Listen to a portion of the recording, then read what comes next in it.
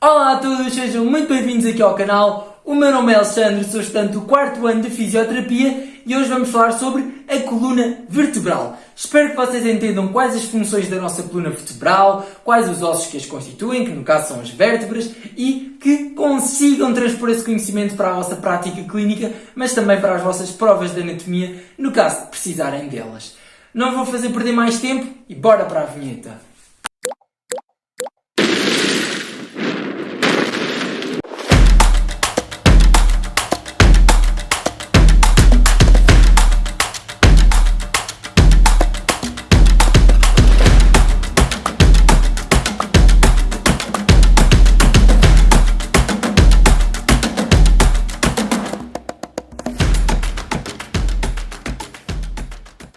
Espero que tenham gostado deste início cinemático e, como sempre, vamos começar a aprender a nossa anatomia da coluna vertebral com o nosso modelo 3D. Ora, o que é a coluna vertebral?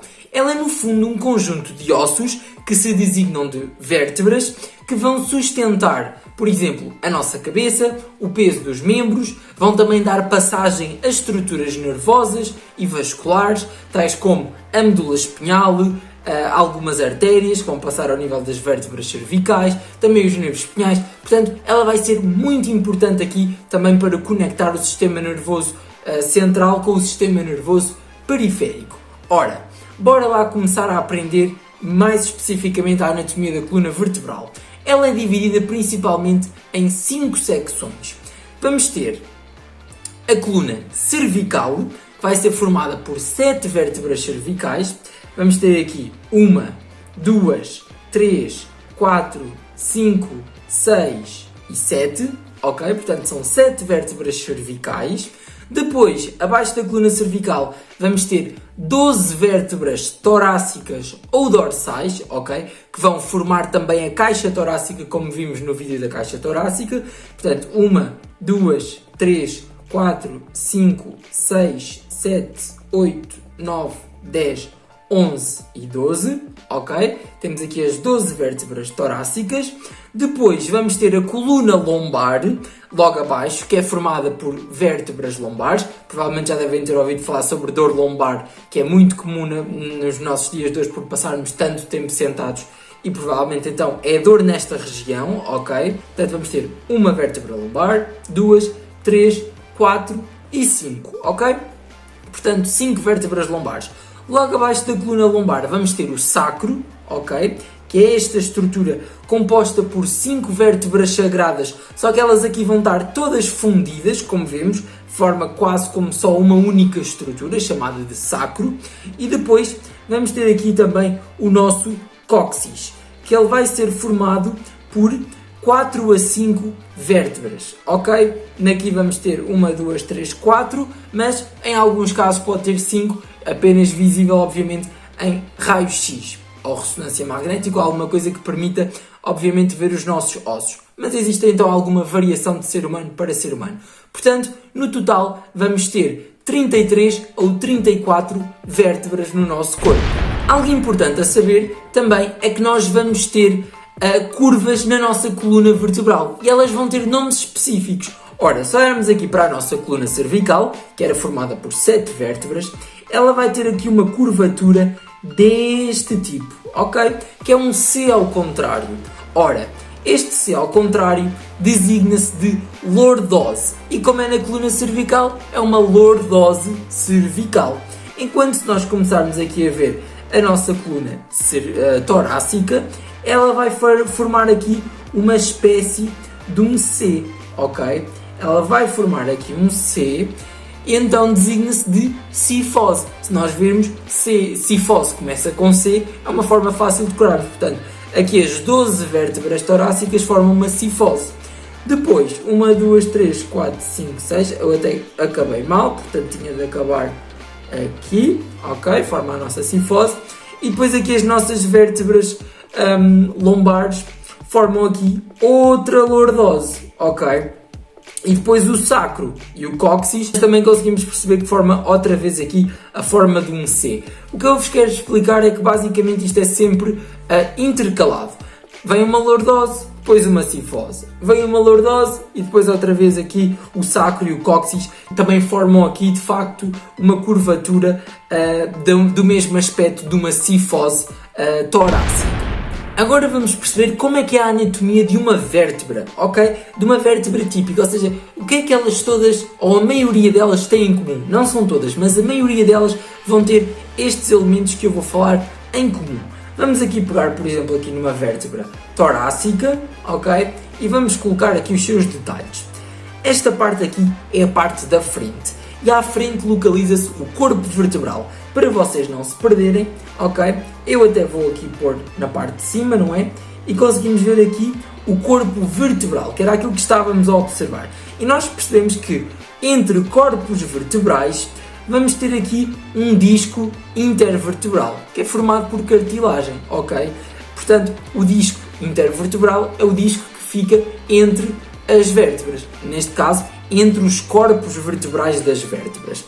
E então, vamos então isolar outra vez aqui a nossa vértebra, portanto aqui é uma vista anterior, temos aqui o corpo vertebral, que é a porção mais anterior das vértebras, e vamos perceber que existem outras porções, ok? Muito importante percebermos. Vamos ter aqui cerca de 7 processos, ou também chamados de apófises, ok? Vamos ter 2 apófises transversas, ou processos transversos, que são estes corninhos que saem para o lado, ok? Que eu coloquei aqui a azul, onde está o rato. Portanto, temos aqui uma apófise transversa e outra apófise transversa. Basicamente, isto é muito importante para se unirem e inserirem lá músculos, ok? Depois, aqui atrás, vamos ter uma apófise espinhosa, ou um processo espinhoso, também muito importante. E depois vamos ter aqui um processo articular, neste caso 2 processos, não é? Um de cada lado, processos articulares superiores, ok? E depois em baixo, processos articulares inferiores. Vão ser importantes para se articular os de cima, com a vértebra que fica acima, e os processos articulares inferiores com a vértebra que fica abaixo. Ora, vamos ter aqui os pedículos, ok? E depois vamos ter as lâminas, ok? E depois, a formar aqui todos os processos que falámos, bem como as lâminas e os pedículos, vão formar aqui o arco vertebral, ok? E o arco vertebral, juntamente com o corpo vertebral, formam aqui um buraco que nós conseguimos observar. E este chama-se o buraco vertebral. E o buraco vertebral serve para quê? Para passar lá a medula espinhal, ok? Portanto, a medula espinhal vai passar aqui por este buraco vertebral. E então é isso que conseguimos ver. Quando eu colocar, por exemplo, aqui o sistema nervoso, vamos ver que a nossa medula espinhal, aqui eu tenho que tirar a dura mater para verem, mas aqui está a nossa medula espinhal a passar então dentro do nosso buraco vertebral. Vamos agora conhecer as principais características de cada tipo de vértebra. Começando pelas vértebras cervicais, vamos deixar a primeira, a segunda e a sétima para depois. Pegando aqui numa vértebra cervical típica, conseguimos observar aqui que a apófise espinhosa ou o processo espinhoso é bituberculado, ok? Encontramos aqui 2 pontinhas que nas outras não encontramos, ok? É só uma ponta, portanto é bituberculada. Algo interessante aqui é que vamos ter aqui buracos que não temos na outra, que são os buracos transversários, ou o foramen transversário, que vai passar aqui a artéria vertebral, ok? Que eu até vos posso mostrar com algum detalhe. Vamos pôr aqui a artéria vertebral. Conseguem ver aqui a passar nos buraquinhos a artéria vertebral? Cá está ela. Bem, voltando então à nossa vértebra, portanto vamos ter estes buraquinhos para a passagem da artéria vertebral. Vamos ter aqui tubérculos posteriores nas apófises transversas, que também não temos. E vemos aqui que também vamos ter até um tubérculo anterior. Ou seja, estas apófises transversas têm uma forma muito diferente das outras. E, basicamente aqui, o buraco vertebral vai ter aqui um formato mais triangular, ok? E é basicamente estes os principais, as grandes diferenças aqui das vértebras cervicais para as outras. Depois, vamos agora pegar numa vértebra torácica típica, ok? Vamos aqui a uma vértebra torácica típica. O que é que nós vemos aqui? Observem. Nas apófises transversas ou processos transversos existem facetas costais, onde os tubérculos das costelas se vão inserir, porque não se esqueçam que a caixa torácica, nomeadamente as costelas, vão se inserir nas vértebras torácicas. Vamos ter também aqui ao nível do corpo vertebral hemifacetas que vão dar aqui inserção também para costelas, ok? Ao nível superior e ao nível inferior. Se olharmos para a apófise espinhosa, ela é inclinada para baixo, ok? Que é uma das grandes diferenças.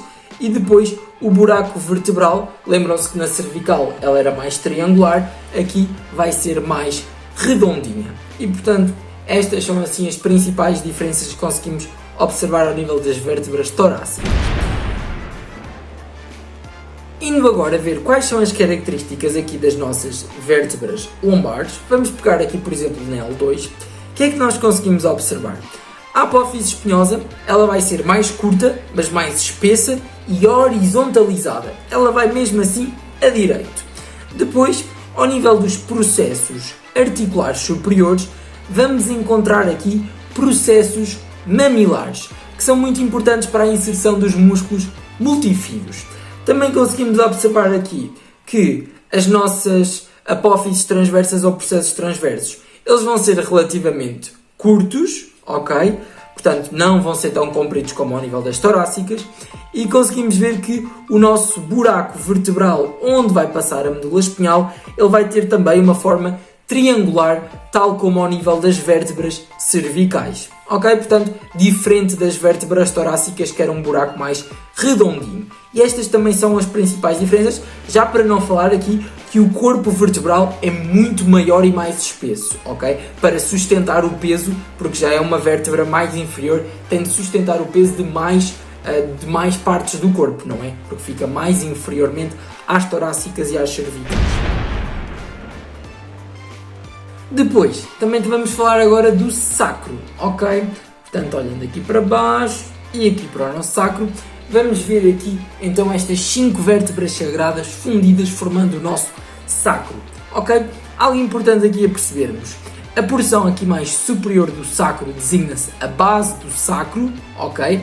Que vai apoiar aqui o peso da última vértebra lombar, e aqui inferiormente vamos ter o nosso ápice, que se vai articular depois com o cóccix, ok?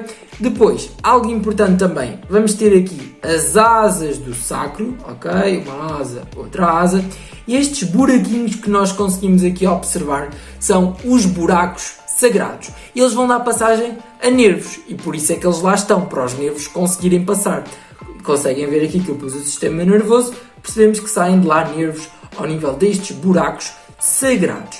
E depois algo importante também, eu vou tirar daqui estas vértebras lombares para nós conseguirmos observar melhor, é que no nosso sacro vamos ter também aqui um buraco.